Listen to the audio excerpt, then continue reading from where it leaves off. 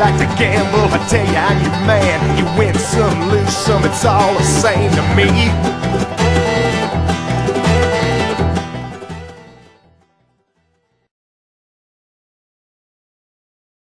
This is CardRunners.com, multi-table tournament pro Matt Matros, and this video was recorded a couple Sundays ago during the FTOPS main event, as you can see here.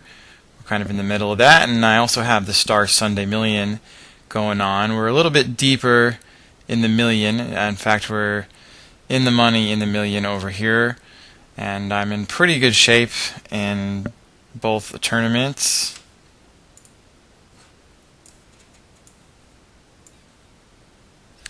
I have just above average over in the FTOPS event, and I have about twice average, a little more in fact, on the Star Sunday Million on the left. So hopefully this should be fun to watch. Obviously not much of a decision there, and the first hand player decides to move in for 15.5 blinds in the cutoff. So I need a pretty decent hand to call on the button there, although I probably would have played with like an ace 10 or ace 9 would have been pretty close. But for that kind of a jam, I probably would have just folded ace 9, so that's probably about the borderline hand. And I don't like playing offsuit hands even in position to a raise, so I'm just going to go ahead and fold here rather than try to see a flop. We're relatively deep and we both have more than 60 blinds, so we have playable stacks, but this, if I had 10-8 suited, I might have called this bet and tried to play a pot in position and see what happened, but I really don't like playing with offsuit hands even in position. Having said that, I do like to see a lot of flops when I position on my opponent. I think when stacks are relatively deep, that can be a pretty good strategy, a pretty good way to accumulate chips. And alright, we fired up full tilt, a little bit of a different situation over there. I have a similar stack size actually, about 50 blinds or so, and there's antes in both.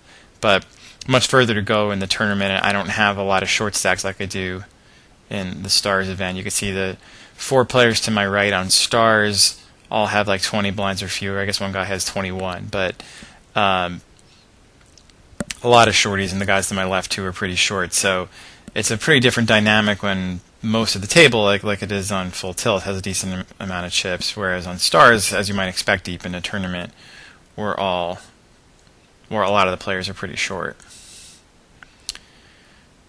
So King Queen on the button is certainly a hand I'm going to be interested in playing and see what the action looks like. It's probably a hand I would choose to re-raise in position if one of these late position players opens. I think I have a good enough hand to try to play the pot, and I want to get a little more money in there if I am going to play, because if I'm in position, I want to make it tough on my opponents who are out of position. So I do go ahead and 3-bet this here. And if he 4-bets, I have a pretty easy fold. So I think this is a good kind of hand to 3-bet here. It's a hand I certainly wouldn't mind playing in position for 3-bets. I certainly wouldn't mind picking up the pot here. And if he 4-bets all in, I'm not really upset. I'm just glad I kind of escaped with a relatively small loss, because I don't think he would 4-bet all in with the kind of range that King Queen offsuit would be a very good hand against. So it seemed like a pretty good spot for me to use my leverage of having the button to turn that King Queen offsuit into a hand that could just kind of pick up the pot right then and there. And while it's true that since they did all fold, it really doesn't matter what I had that time, but if he had called, King Queen offsuit is not such a bad hand for me to have to play in position with some money already in the pot. So that was pretty much how my thought process went there. 5-3 suited is certainly a hand I could try to steal this pot with. If you look at the size of the ante here, the blinds are 142.80 on full tilt with a 25 ante. So the ante is just a little more than 1/6 of the small blind. That's a very small ante. And because of the small ante structure, I'm going to be less inclined to steal than I normally would. Obviously, it's a moot point here with a raise and re-raise in front of me, but in general, I'm not going to be stealing as often when there's only an extra 3/4 of a blind or so put into the pot by all of the antes put together. I mean, yes, it makes it a little more enticing to steal now than if there were no ante, but it's not such a big concern. Whereas if the ante, like a big ante, is anything more than 1/4 of the small blind. So if the ante had been something like 40, let's say, then that would be very, very different, and the total number of antes would be 360 instead of 225, and the risk-reward ratio for stealing, assuming I'm opening for a fairly similar amount, maybe just a slightly different, slightly bigger amount if there had been a bigger ante, is much more favorable for a steal attempt. So with this current ante structure at this level of the FTOPS main, I'm probably not doing a lot of stealing, and you can see I haven't been playing super loose in either of these, playing VPIP of 16 on those 49 hands on tilt and 19 in those 339 hands on stars. For those of you not familiar with Hold'em Manager's data there, I have a pretty standard setup. The upper left is VPIP, the percentage of the time I voluntarily put money in the pot, and the next number over is percentage of the time I raise pre-flop, and the next number is percentage of the time that I steal, raise from a steal position, that is, and then the next number is the percentage of the time I'm 3-betting. And then the bottom row, the bottom left number is aggression factor, which a lot of you are probably familiar with. It's just a kind of a number that attempts to evaluate how aggressive you are after the flop, and honestly that number is not that meaningful until you have a lot more hands in your samples, so it probably shouldn't be a big factor in judging the opponents at these tables. And you can see for some opponents I have data, and for some I don't. That's because I don't show data until I have at least 30 hands on someone. I don't like to be confused by small sample sizes. So that's aggression factor on the bottom left. The next number over is the percentage of the time I continuation bet, percentage of the time I fold to a continuation bet, then finally on the bottom right is the total number of hands. Like I said, a pretty standard setup. And just looking around at the other players' data, there's nothing really jumping out too much. The player to my right over on stars, as you can see, has been really tight, VPIP of 11, so that could be something we take advantage of, but it's hard to take advantage of a tight player on your immediate right because you can't really steal from them without getting through the rest of the table. So that's I'd rather have the tight players on my left and the loose players on my right, as I'm sure with most of you who are listening in, just because it's easier to take advantage. Now, having said that, you can kind of make general assumptions in the late stage of a tournament that the players who are short in chips are usually on the tight side. That's a pretty good stereotype rule. I mean, obviously it's just a stereotype. It's not always true. Sometimes players who are short have just lost a really big pot or have just had a completely bad run of cards for a while. But in general, they're probably pretty tight players. So attacking the short stacks until they prove themselves to not be tight is usually a good strategy for accumulating chips late in tournaments.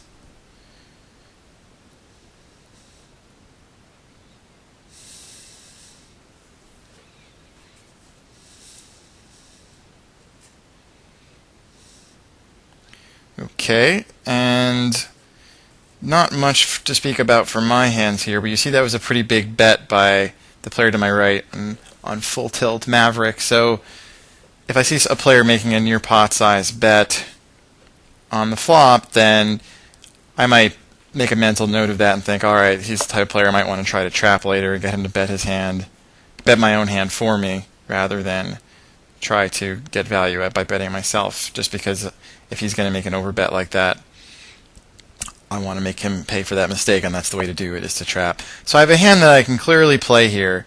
I choose to just call with the ace-10 against the button raise, because I don't really want to 3-bet and then fold this hand to a re-raise. So I decide to call and then see what happens. He bets the flop, and I decide to float. I think there's a lot of big card hands in his range that he might, and I'm going to go ahead and pause the action here for a second. There's a lot of big card hands in his range that I think he might choose to bet the flop with, and then I'm ahead of, and then there's hands that I think I might be able to get him to fold small pairs at some point later on. I don't think he's going to fold a small pair if I check raise on the flop. I don't necessarily want to give up, and I do have a backdoor flush draw and a possibility of picking up a straight by the end as well. So given that I have backdoor outs and then I have showdown value, and I might have some other ways of winning the hand, I thought this was a good place to float out of position. So having given that little speech, I'm going to start playing it again. And now I do pick up the nut flush draw and a straight draw, and now I have two overcards. So now I'm clearly not going anywhere with this hand. Now I'm just going to check and call a bet here And I could even check raise semi-bluff. I don't think I'd really decided what I was going to do if he bet. I was going to see how much he bet, see what the action looked like. So now the ace hits on the river, and I could value bet here, but the ace is really a much better card for my opponent's range than it is for my range. He should have a lot of ace highs in his range there, and that should be the kind of card where if he doesn't have an ace in the end, he should be bluffing it a lot. And if he does have the ace, he's probably going to bet it for value after I've checked 3 times. So I thought the best overall value play here was to go ahead and check and try to induce the bluff. And I guess that's what happens, although it looks like it's more like he value bet the 9 there on the end, which is not the worst play. I mean, it's a play you don't see all that often. Usually a player checks that hand back there when the ace hits on the end. A typical tournament player certainly does anyway. But I don't really hate the play because it certainly looks like that 9 is going to be the best hand, and I may well have called the flop with some kind of pair, and he picked up the 9 on the turn, and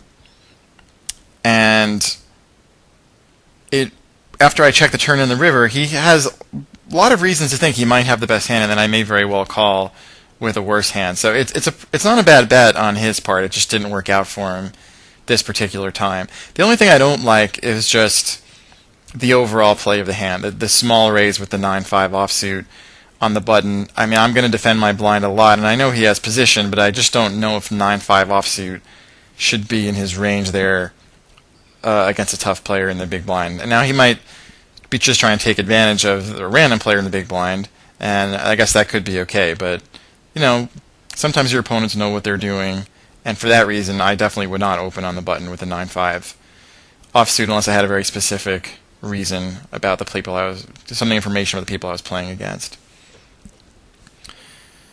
Not much has gone on over there on stars, I guess, for me. Not much to talk about over on the left. But it was a good little pickup anyway on the right with that ace-10 a few minutes ago.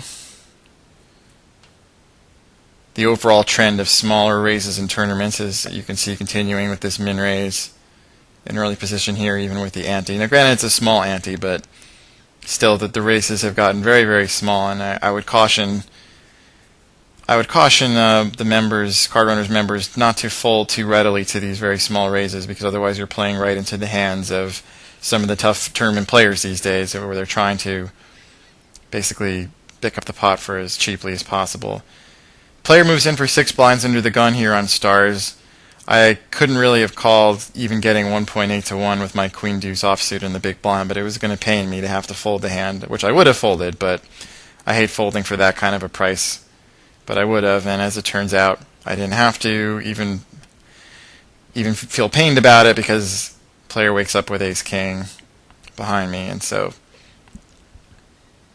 all is well. But I would have defended pretty loose there if it had folded to me for that 6 blind all in. I would have called with any ace, called with a lot of kings, certainly any suited king, probably like king 7, king 8 I would have called. Just because against the range that a short stack will move in with under the gun for 6 blinds is a pretty big range. And I think getting 1.8 to 1, I'm going to have value to call with a lot of hands there. So 7-6 suited here. The player to my right opens for a little less than 3 times the blind, and he started the hand with only about 25 blinds or so. So I'm in a pretty awkward position. I can't really 3-bet without committing myself, and we don't really have the stacks for me to flat the raise and play in position based on implied odds. So I decided to just throw the hand away. I like playing suited connectors, but I like it much better when we're deeper, when my opponent and myself are both a lot deeper.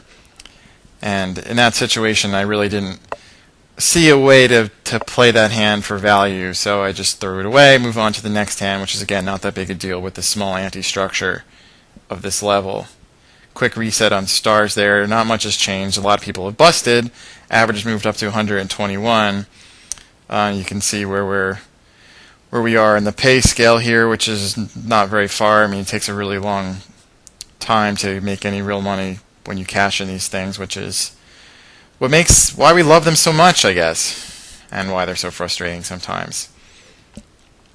But all it takes really is one big score, and you can have a massive return on your investment and basically ensure profitability in the Sunday Million forever if you just turn your $200 dollars into six figures even once.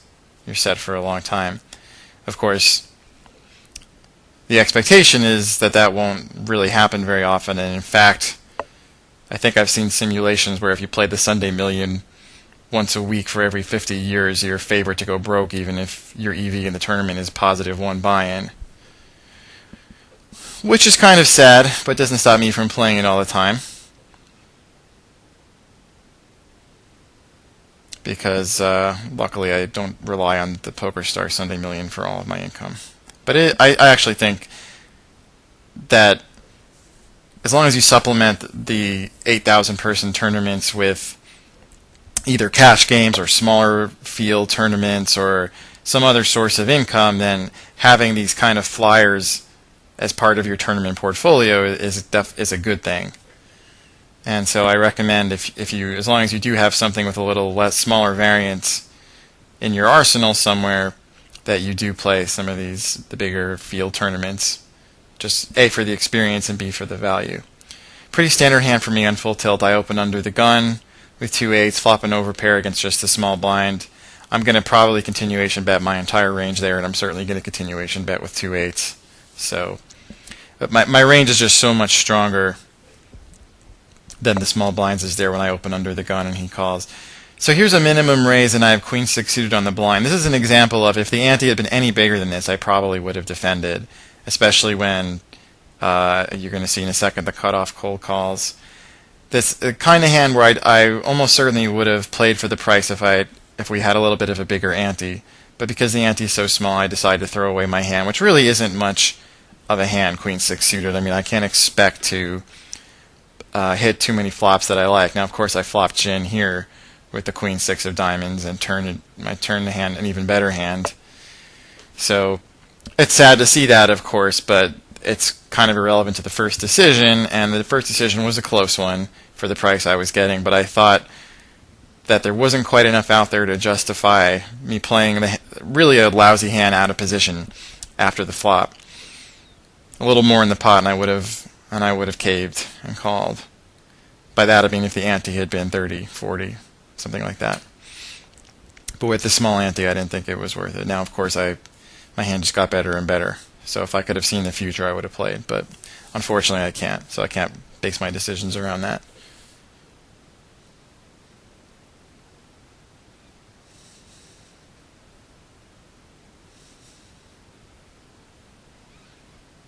So 2 6s now in the small blind. A hand I'm probably pretty likely to play. The big blind only has 11 blinds total after posting, so I would have just moved in on him. Instead, a guy with about 30 blinds opens for the minimum, and there's a call on the button. So I'm going to just call and take a look at this flop here. I could 3-bet, but that puts me in an awkward spot if the original raise are 4 bets all in. I probably just fold, but then I wish I could have just seen the flop. And definitely a plus EV situation to call a little bit more and just play for set value essentially. And of course there'll be other flops I like too that don't include sets, like 3-4-5, 4-5-7, stuff like that. Jack deuce deuce, not really one of them. I'm not going to completely give up on the hand, but I want to see what the action looks like here. And it checks around to the button, so this is a case where the button may try to steal it, and if he had bet, I might have taken a swing at a check raise there. When he checks it back, and I hit another bad card in the turn, now I'm probably a little more done with the hand. And this time when it checks to the button, he can't help but bet, if I remember this hand correctly. No, he checks. Well, that's surprising, but I don't really see myself getting a better hand to fold or a worse hand to call here, so I don't see much value in betting. I decide to just check and pray that I somehow win the showdown. And now that this player has moved in his entire stack, I can't imagine there's any chance I have the best hand. I mean, I'm sure there's some chance, but not enough of one to justify calling. So you can see about half the field left here. Average stack is about 15,000. So I'm just a little above average with a 19.5. Have a hand that I would certainly open with on the button normally, a 5 suited. And I'm going to open here. Both my opponents have re-raising stack sizes, which is not great.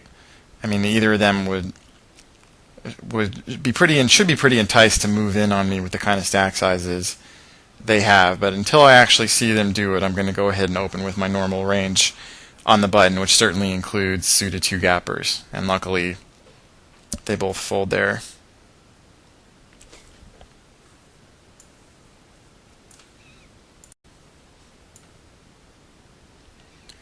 Ace-4 offsuit again, and the cutoff is the kind of hand where I might have tried to steal if I had a little more out there to steal, if the ante were a little bigger. But with this ante structure, I'm going to keep establishing a tight image, or a tight-ish image. I never really have a tight image, but a tighter image anyway, and pass on these kind of borderline opportunities like that, and wait until the next level when the ante will get bigger to start attacking.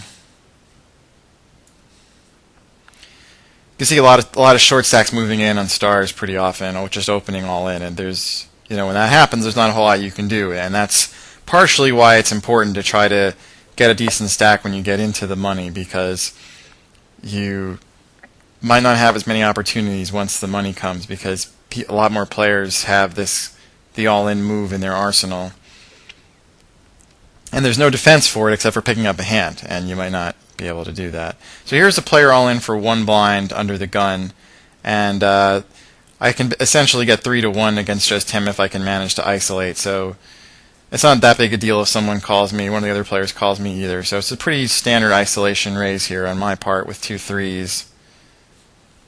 If anyone 3-bet, I probably would have folded, but the isolation works, which is great. So I'm basically getting 3-1 on a coin flip here, and I happen to win, so that works out.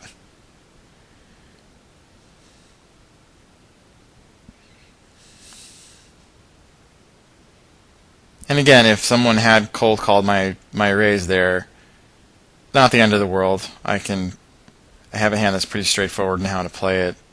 I don't have to lose hardly any more money too often. I don't really have to worry about tough decisions on the flop. I'm either going to have a set or I'm not most of the time. And also, that hand will get checked down fairly often because of the all-in player, even though it shouldn't really be checked down that much more often than a typical hand. Players are more reluctant to bet into a dry side pot. Pretty standard open for me under the gun with ace-jack of clubs over on stars, and luckily everyone folds.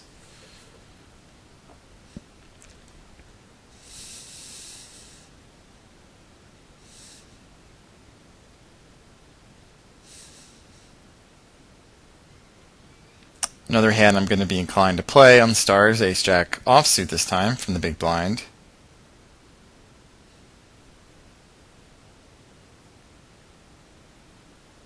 And some more data has come in. The player to my left is very tight on stars, which is good to see. He's a player I can actually take advantage of. This is a pretty easy call when the player moves in for 7.5 or 8 blinds, I guess it was there. Ace-jack on the big blind. Unfortunately, he had a pretty big hand, so nothing I can really do. I didn't really have a close decision there. I probably would have called with ace-7 or ace-6 too. So ace-jack was basically an automatic call.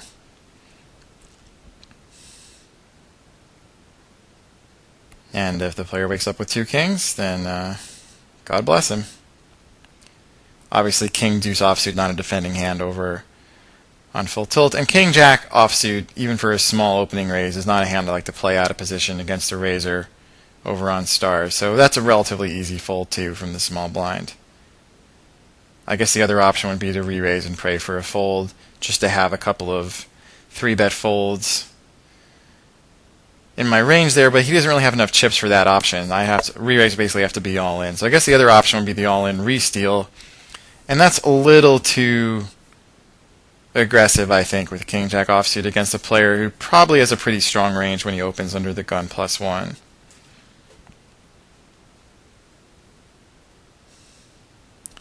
So 2 8s, and I have most of the players here have stacks where I can easily re-raise them all in, so that's what I would do if anyone had opened. Instead it folds to me, so I obviously open on the button, and this is a hand I'm going to be playing for any of the stack sizes that we see here. I mean, nobody has enough chips to really do much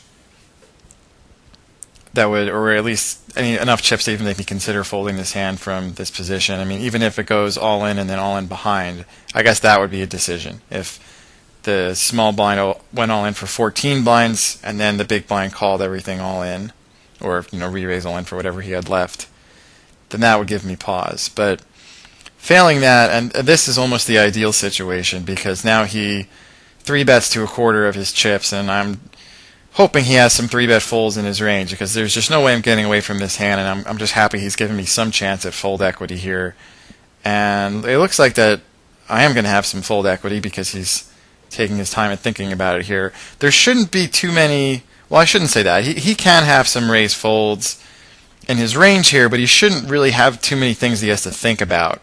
I mean, if you're re-raising to a quarter of your chips, you should either have a really big hand that you're very happy when somebody 4-bets all in. And in this situation, that really big hand could be ace-queen or something like that. I mean, it doesn't have to be the nuts, but a hand that you know exactly what you're doing when the person 4-bets all in, or it should be total garbage, like 9-3 or something, where if someone 4-bets all in, oh, that's fine. There's no way I'm going to call. And I say 9-3 somewhat facetiously. It could even be like ace-deuce. I mean, I don't think you'd want to call with ace-deuce against my 4-bet range here. But given that he's taking this long and typing in show, it looks like he has a real decision, and that's what you don't want to have. Like you don't want to put in a quarter of your chips and then not know what to do when someone moves in on you. So I would encourage you to pick a range when you're 3-betting there if you want to make this kind of smallish 3-bet to a quarter of your chips out of position, that you select a range where you have a plan if you get 4-bet or called. And it didn't look like this player had much of a plan here because it took him so long to decide. It looked like he might have picked a range that was just like kind of good hands but not great, and not sure what he was going to do if I moved in. He probably had something like ace-10, ace-jack, king-queen, something like that. Maybe 2 5s or 2 6s.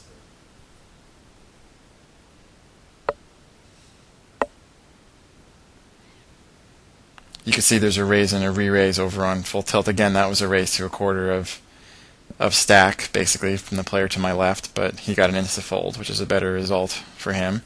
And now I've moved to a new table on stars, so I'll have to start all over figuring out who I'm up against.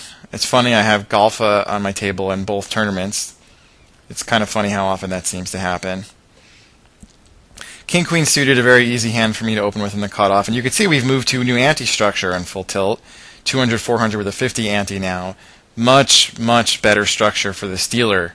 And you all should be stealers if you're watching this, so it should be an attack mode here to try to go after blinds when the ante is a quarter of the small blind. That adds, now there's an additional 1 and 1.13 big blinds in the pot just from the antes, and that's pretty strong. So that makes it more enticing to steal. It's obviously not a huge factor, but it is a factor, and it is, and the kind of borderline hands where you might between stealing or not stealing, that is the difference for me, is the ante structure. Hand like Jack Deuce doesn't really matter, but borderline hands it does. So here's an under the gun min raise and then an all in for, it looks like only about 12.5 blinds from the button, and that there shouldn't be too many folds in under the gun's range there. I mean, he's getting a decent price and he has his under the gun range. Now, having said that, he probably can fold the very worst hands in his range, but he shouldn't really be folding too often for a re-raise that small.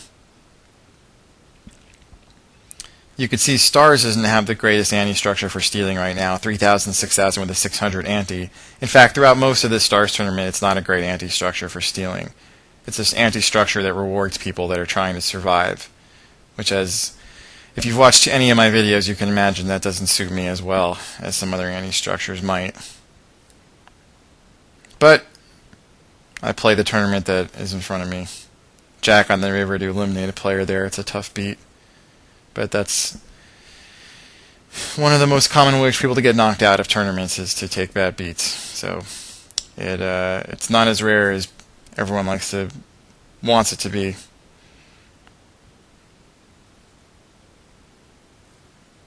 In fact, if you always have the best hand when you're getting knocked out of tournaments, you're playing enough hands. I mean, if you always have the best hand, it usually means you're waiting too long to get involved and you're never going to have enough chips to make a real dent. You should often have the worst hand when you get knocked out of tournaments. The way you should get knocked out should often be an aggressive play and you run into a hand. Not obviously, now if you're always doing that, if that's always how you get knocked out, then you're probably too much of a maniac. But that should be more common than I waited and waited and waited and got in with ace king and lost to, queen jack or whatever because he had to call me for 4 blinds.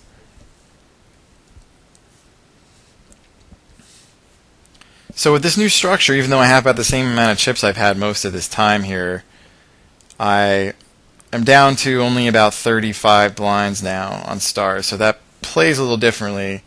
Now granted, I have more chips than almost everyone at this table except for the player to my immediate right, so it's going to be their stack sizes that are much more relevant to the action than mine. For example, the button here has 19 blinds, and I have a pretty easy re-steal kind of situation with an ace-8 offsuit against his stack size. So this is a pretty standard all-in re-steal. I mean, I would do this with a fairly wide-ish range, but ace-8 is definitely in that range. And basically, if he doesn't call with about half of his range here, then he's in trouble against just about an any 2 card kind of re-steal range.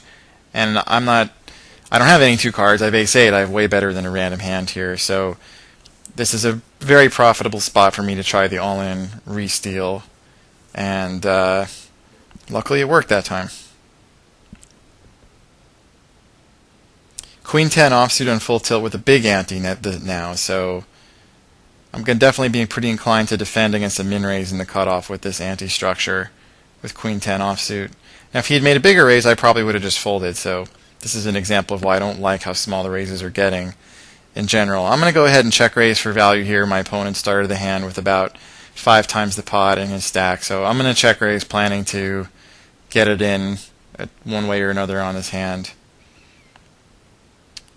And here on stars, I'm just taking a shot at the big blind. I didn't want to move him in for the full 15 blinds that he had, including the one that he posted. It seemed like a bit of an overbet with 9-8 offsuit, and I took the chance essentially that he's not going to move me in as often as he should with his stack size, and luckily it worked out that time.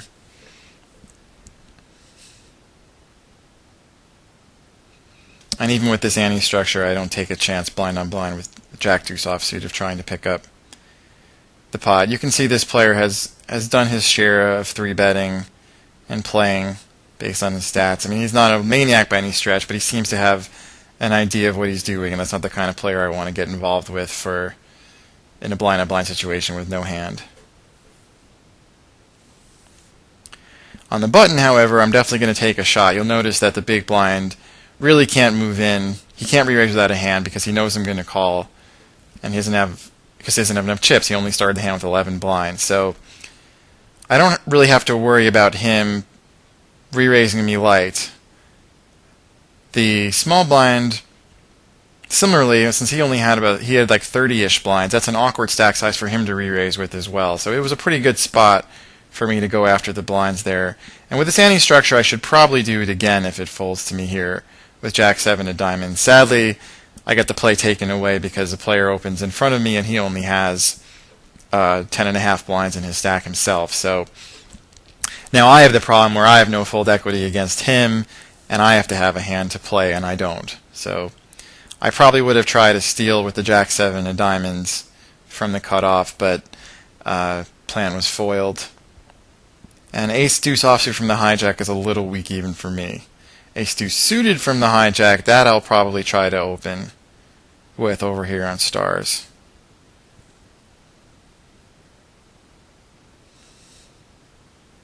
Suited aces just have much more post-flop value than offsuit rag aces do.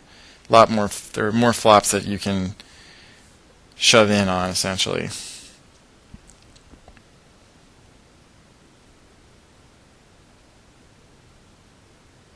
Even though you don't actually make the flush that much more often, you get draws often enough more to make a decent difference. More often enough to make a decent difference.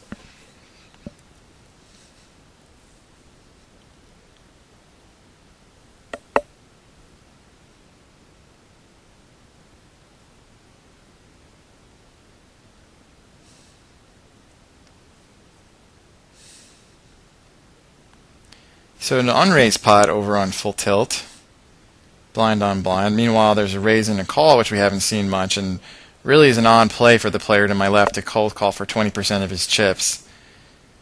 Really not a range he can pick there where that's going to be right. He has a stack size where he probably should just be playing all in or fold to that first raise. So be curious to see what he shows up with here. The only thing that makes sense is to have a huge hand and try to be sucking more out of it, but my guess is that's not what his range is, and I would certainly fire a continuation bet if I were the initial raiser here. I mean, I don't have to love the situation because this player is supposed to have a big hand, but he may be the type that will fold kings or queens on this flop, and whatever he had, he folded. So that couldn't have been. I really don't like that play, no matter what he had. If he had kings or queens, he should move in for value and hope he gets called by the player with the most chips at the table. And if he had a hand weaker than that, he should be re-raising all in and hoping the guy folds pre-flop. So it's or of course folding instead of calling. So not a good play, no matter what beak he had there. Now here's a raise, and this time the 15 blind stack does re-raise all in, and a quick call with ace queen of spades. Probably the right call, but I probably would have at least thought about it a little bit longer. I mean, he did raise in an early position. He's supposed to have a pretty big hand, but I can't really fault the call too much. He has ace-queen suitor. That's got to be near the top of his range, so fairly standard play from both sides there. Although I probably would have thought about it a little more and then ended up calling, so result is no different. Here's a min bet in position on the turn over on full tilt, which is always an odd play.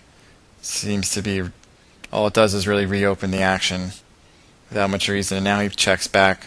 It's an especially odd play with just a 7 there. I mean, he had a chance to get to a showdown a little cheaper by checking. I guess the idea could be sort of the turn version of the protective bet, which is you make a small bet in position on the turn, hoping for a free showdown on the river, which is exactly what he got, so I guess I can't fault him too much. That bet was probably too small to really function in that way. Usually when you're making a blocking bet on the river, you want to bet like a quarter of the pot or so, not a minimum bet of a seventh of the pot, which is what he did. But the concept, though, is at least reasonable, which is if you're in position, you can't make a blocker bet on the river like the person out of position might do. By a blocker bet, I mean a bet with a hand that you don't want to get bluffed out of the pot, but you also don't want to pay off to a big bet, so you bet yourself and then have to worry about getting raised instead of just betting.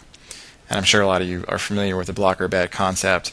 Well, the in-position version of that is to do it on the turn, and the idea being that your opponent will just call and then check the river, and then you can see the showdown for free. Obviously, you have to fade a little more. You have to fade the player A, calling the turn, and then B, checking the river, whereas if you're out of position, you're just having one street of action to worry about. But it's still a good concept. So you can see a player here on the left, Beaky, moves in for 10 blinds under the gun. I'm in a tough spot. The optimal play for me with ace-8 is probably to call there. But I had already decided, as other players were thinking, that his range was probably strong enough that I was pretty close to 0 EV with ace-8 against it, if not slightly negative. So I decided that that's the kind of spot that was just too close for me to want to stick it in. So here's a raise on the button, and now I have, well, my opponent had about 30 blinds to start the hand. And this is kind of like a situation I was talking about earlier, where I can pick a re-raise to a quarter of his chips with certain hands that I know what to do with when I get 4-bet. So 8-5 suited, it's going to be a pretty easy fold if he decides to 4-bet all in. And if he does decide to call me, at least I have this suited 2-gapper that can flop some things. So I decided to make this part of my 3-betting range. Obviously, this is the 3-bet fold part of my range. Sadly, he does 4-bet this time all in, so my asking for time here is just a show. I have no intention of calling this bet, but I like the idea, though, of having big hands and then the occasional 8-5 suited in my 3-bet range there. And I say nice hand, and he's saying, yeah, it was. So, poker players are known to lie, but given that he instantly moved all his chips in and he hasn't been playing crazy so far, I think he's probably telling the truth. So, sometimes you run into a hand from the button raiser, but a lot of times when you make those kind of re-raises, you pick up some nice pots, and I think selecting the range to do it with when you have 30 blinds is important. And I like personally having aces, kings, queens, jacks, all the decent pairs, 7s, 8s, 9s are all hands I'm going to re-raise and call with. Ace, king, ace, queen, ace, jack are going to be re-raise call hands, and then like 8-5 suited, 9-6 suited, ace-4 offsuit, those kind of hands are hands I can 3-bet and then easily fold to the 4-bet. So that little hit takes me below average, I believe. Average is 180,000 now, down to 457 players. Oh no, I still have slightly above average. Well, that's good. Average stack, by the way, it's not that important. It's nice to know in relation to the field, but the only thing that matters as to how you're playing is going to be the relative stack sizes of the players of the table in terms of how many blinds they have and how many blinds you have. So it's nice to know that I'm at par for the tournament right now. It kind of tells me where I am relative to the field, but it doesn't really mean anything in terms of how I'm going to play my hands. So you shouldn't spend a lot of time worrying about where you are in relation to the average. It's just not helpful to think about it, or at least it's not as helpful as other things, as it is to think about other things.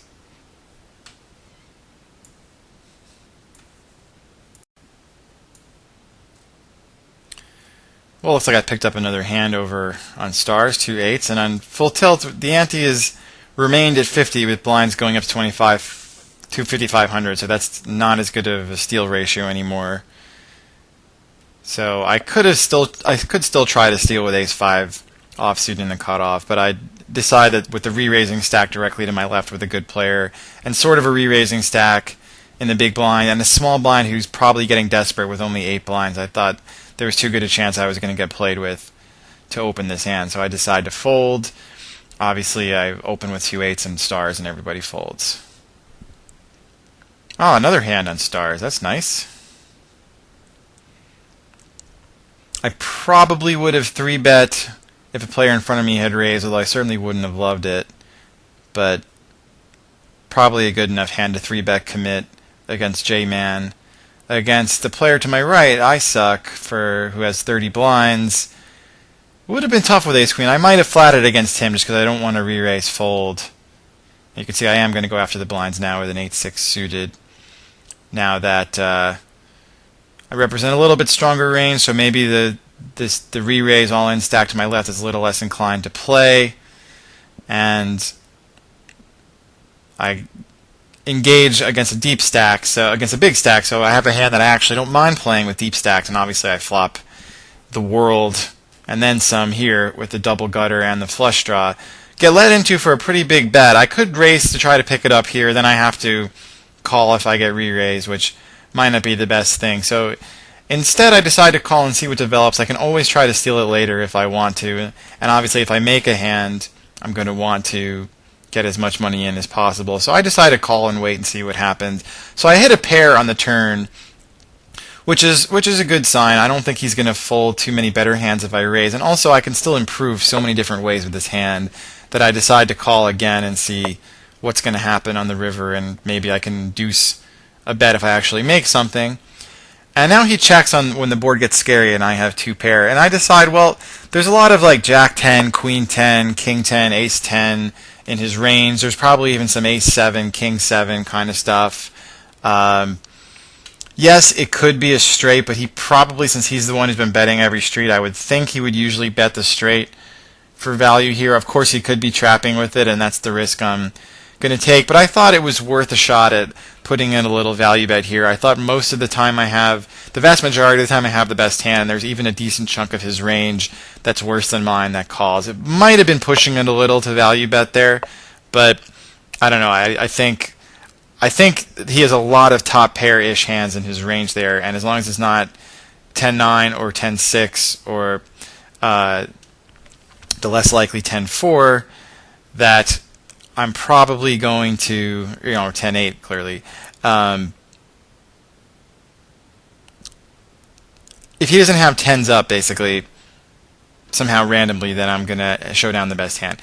given that he can have a lot of better two pairs in his range too, it's probably pretty borderline, that play there. Felt like at the time I was playing, it felt like I probably had the best hand. It's certainly a reasonable play for me to check it back there.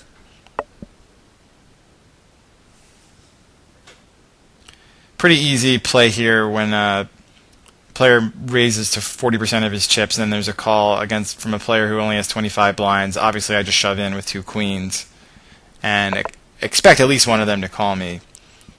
I mean, pretty clearly this first guy's going to call after putting in 20,000. If he doesn't, I'm probably thrilled that he folds, because he's almost getting the price to call with a worse pair. I mean, there's 75,000 plus my 30 is 105. He has to call 30 more, so he's getting 3.5 to 1. He's almost priced in with an under pair. He's not, but he certainly was priced in with ace jack. So I would have loved it if he had somehow decided to fold that hand, but luckily I ended up winning, so it worked out just fine.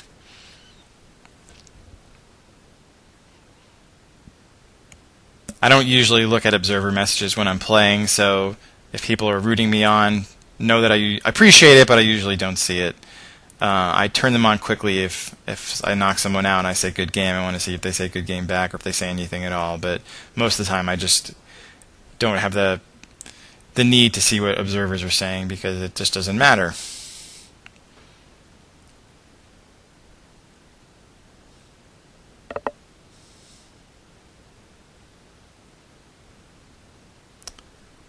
Golf is sticking around at both tables. He's doing quite well on full tilt, as you can see, over 100 blinds. Interesting play he made here on stars, which is that he opened for a minimum rather than move in when he only had about 11 blinds. I don't really mind that play under the gun. Under the gun +1 rather. I think at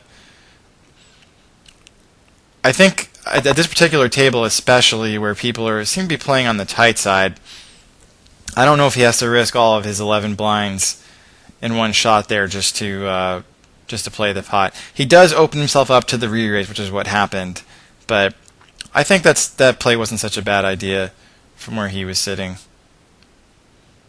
And obviously he's going to do that with some pretty good hands as well. So notice the stack sizes to my left here. They're all very short. The biggest one is the big blind, and he only has 9 blinds. So with ace-9 offsuit, I obviously just move in against them. And it's a pretty similar situation here, although now the big blind has a bit more.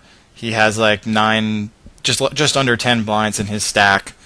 But it's a pretty similar situation. King-8 offsuit, would I move in with it if I had myself had 9 or 10 blinds here in the hijack?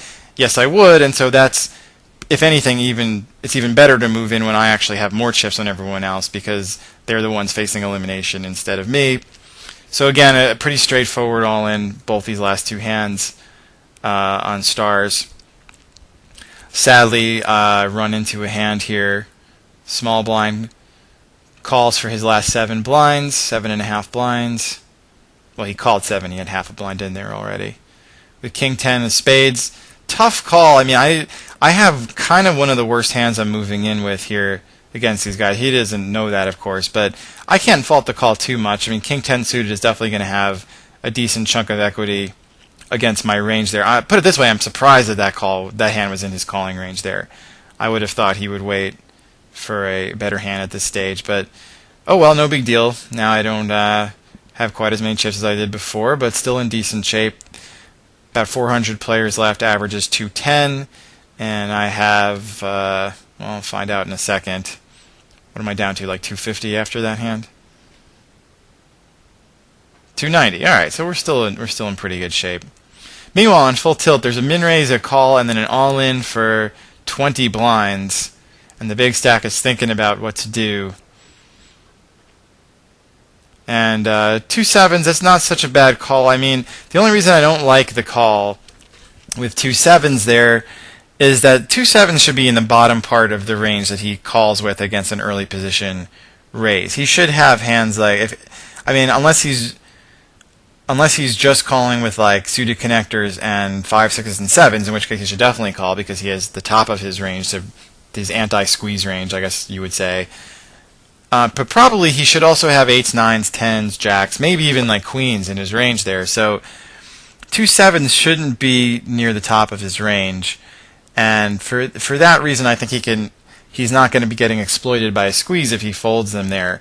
And as it turned out, the squeezer was pretty light with ace-9 suited. I mean, that's not that great of a hand against two early players like that. So it worked out okay for him, but I think that's because his opponent was probably playing a bit loose, too loose. And maybe he knew something about the opponent, I don't really know. But in a vacuum, I don't like that call with 2 7s there. I think he's probably better off folding and hanging on to his chips.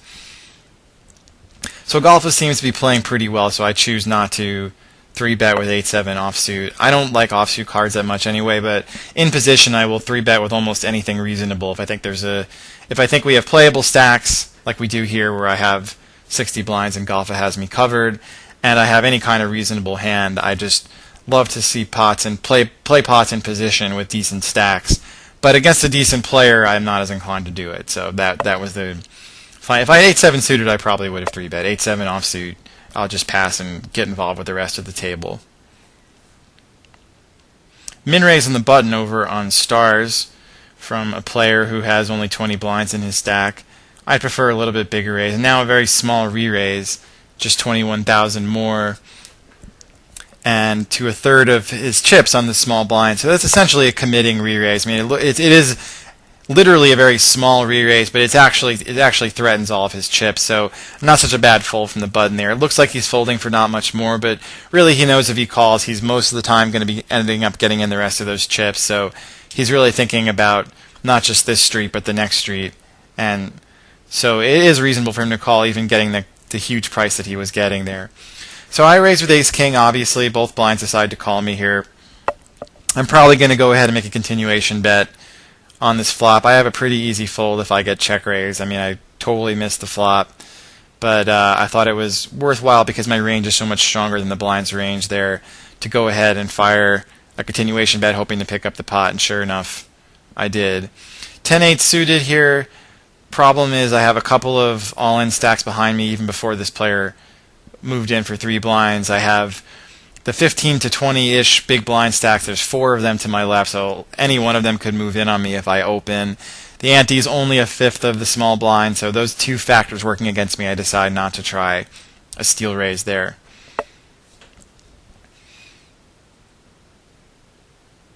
And definitely a good call. I probably would have tried a min isolation raise on the button if I were the player with king-queen, but he worked out for him because the big blind folded anyway, even getting a huge price. Pretty standard to play with king-queen against a guy who moves in for 3 blinds. So I have king-3 suited on the big blind over here on stars. Not a hand I'm going to defend too much with, but it could be a re-stealing hand, a suited king, given the right circumstance. Now it folds to the small blind who has 25 blinds. He makes a standard open. I'm going to choose to play in position. He has a few too many chips for me to really want to shove all in pre-flop and hope for a fold. So I'm going to just go ahead and play in position with the suited king. I have a good hand to try to see the showdown as cheaply as possible here. I flopped a bad gut shot, a backdoor draw, and 1 overcard. The turn didn't get any better. I'm still trying to get to a showdown as cheap as I can. 10 of diamonds comes on the end, and now I can't even really show down much anymore. Now my best chance is really to try to bluff, but I can't really do that after. I mean, I could try a bluff raise. It's not such a bad idea. I have one of the worst hands in my range on that board, quite honestly, once the river comes. So that's the kind of hand that wouldn't be so bad to pick as a bluff raise, but I probably don't balance my bluff raises as well as I should. I probably should have more. When I raise on the river in a spot like that, I probably have the hand more than I should. That's not to say I never bluff raise, because I certainly do. But that time there might have been a relatively ideal time for it. So it's possible I missed a bet there. I probably should have tried a bluff raise with that part of my range. But you're playing for an hour. We're coming up on the break here in just a minute, and sometimes you lose a little bit of that aggressive edge. You don't quite pick up on all the plays you're supposed to pick up on. And here, this player in the hijack is going after a very tight player in the big blind. And this is another play that I almost certainly missed here. I mean, this should have been an all-in re-steal for me against that player, because assuming his hijack is paying attention at all, this beaky player to my left has just been so tight, and I think I had a decent chunk of fold equity and a good stack size for my opponent to work with there. So I think I probably got a little passive here towards the end of this hour, and I think there were a couple of aggressive plays I could have made. Now, obviously, with these short stacks on my left, this is an extraordinarily easy play with ace-king. The ace-queen situation over here on tilt is a little different. We're both very deep.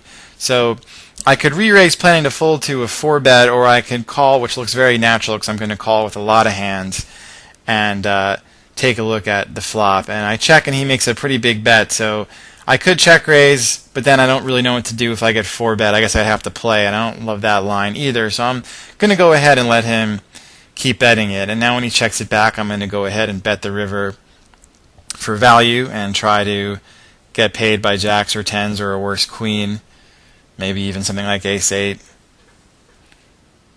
2 sevens. Anything that puts me on a missed flush draw and can beat it, basically. Even ace-king might call sometimes. So definitely a good spot to value bet. A lot of worse hands in his range that might call me, but he doesn't find one there, and so that's that. So that was a pretty good hour of poker on both tables. It was, still a long way to go in both of them, as is often the case with poker tournaments, especially the Sunday ones with these monstrous fields. But hopefully there were some interesting concepts and spots that were on display there. And I'd love to hear what you guys think in the comments, what kind of videos you'd like to see. I know someone had suggested Sunday majors as part of their videos, in one of the videos, so here they were. Hope that was fun, and let me know if you want to see more from these particular tournaments or what kind of tournaments you'd like to see in the future. This has been Matt Matros for CardRunners.com.